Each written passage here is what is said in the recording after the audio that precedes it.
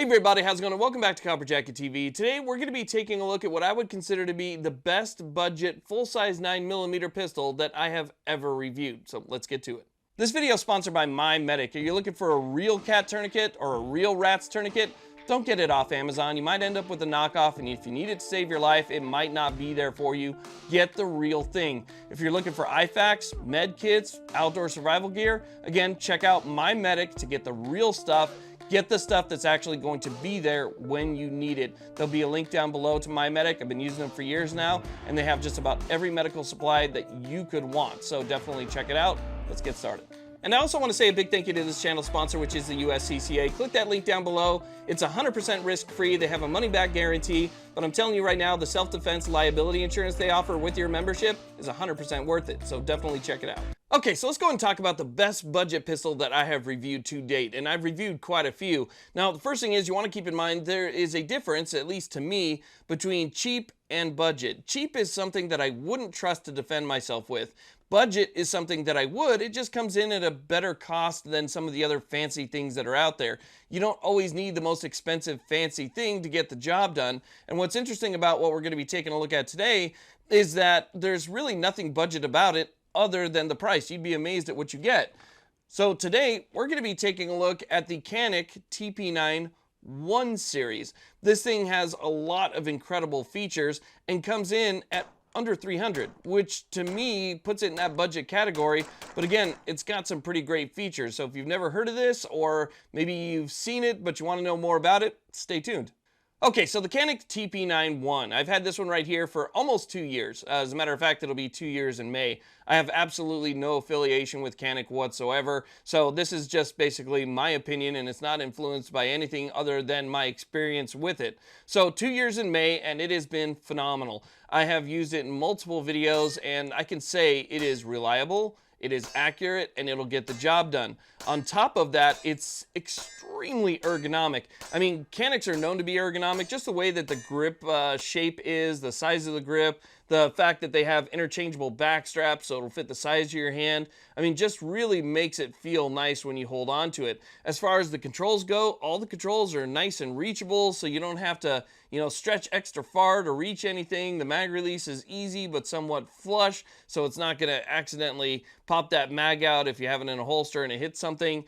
The slide stop slide release is also very easy to access, and it just feels really good in your hand. So the ergonomics on this thing are phenomenal. It also comes with Canik's trigger, and if you know anything about triggers and you know anything about brands, Canik has one of the best out-of-the-box triggers that you're going to find, period. I've tried pretty much all of them, and to be honest with you, the Canik out-of-the-box triggers are better than some aftermarket triggers. Actually, they're probably better than a lot of aftermarket triggers, as a matter of fact, triggers that you'd spend $200 on.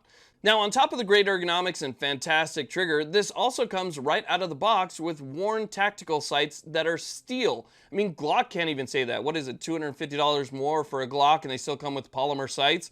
I don't understand that one, but this comes with steel worn tactical sights. Very nice, blacked out rear. It's got a nice notch. The notch is somewhat tight. It's not a big notch where you have a lot of play left and right. It keeps that thing nice and centered, and it is extremely easy to be accurate with these sights. Now, on top of that, it's got a match grade barrel, and that match grade barrel matched with the trigger and the sights really does lend itself to an incredible accuracy. I mean, if you really practice with this, you could start punching hole on top of hole on top of hole out of something that, again, costs less than $3. So it is very accurate. It's been 100% reliable for me. I haven't had a single malfunction to speak of whatsoever.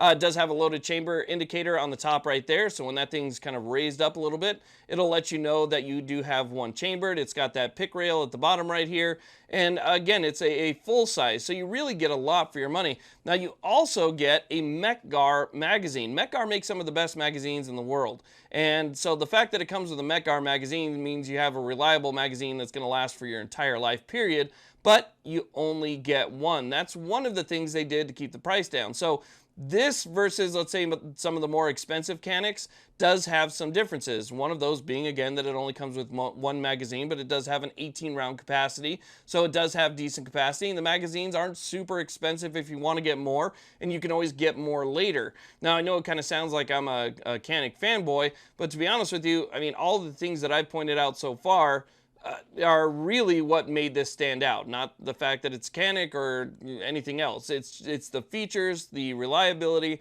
and the accuracy that make me so excited about the One series, and the fact that a lot more people can get into it. I mean, we all are kind of working on a budget right now, and with things being so expensive, it's nice to be able to get something you can trust without breaking the bank, and that's kind of where the One series comes in.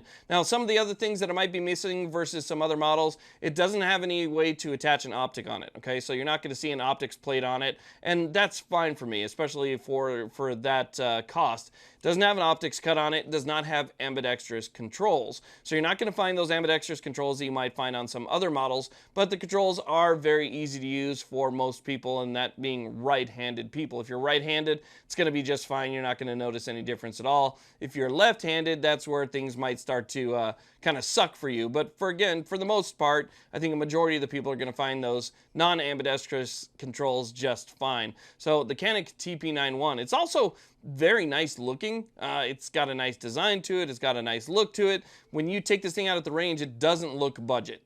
So obviously they omitted a couple things, right? Like we talked about the optics cut and you only get one magazine and so forth. It's kind of a smaller case. It's not that big Canik case that's filled with all the little, trinkets and accessories like you might find in other ones.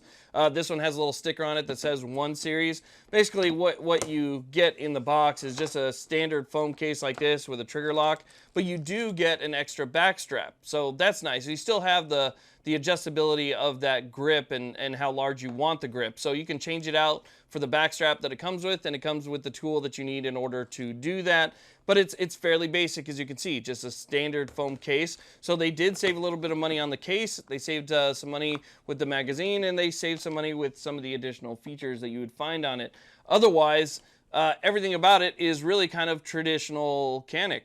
Again, it's a great pistol and one that I would absolutely recommend to anybody who is on a budget but not looking for something cheap, because like I said before, there's a difference between cheap or budget, and this is budget. This is something that I would absolutely grab and be 100% satisfied with. I mean, 100% satisfied with it, and I would trust it. I would trust it to defend myself. And so again, this is a fantastic pistol that is absolutely, without a doubt, the best budget pistol that I have ever reviewed, the Canik TP9 One series. And I believe it's also available in Flat Dark Earth. So they have the black and they also have the Flat Dark Earth, but the only one that I have is the black, and it's 100% worth it. So anyway, I want to thank you all very much for watching. Please like, subscribe. You guys have a great day.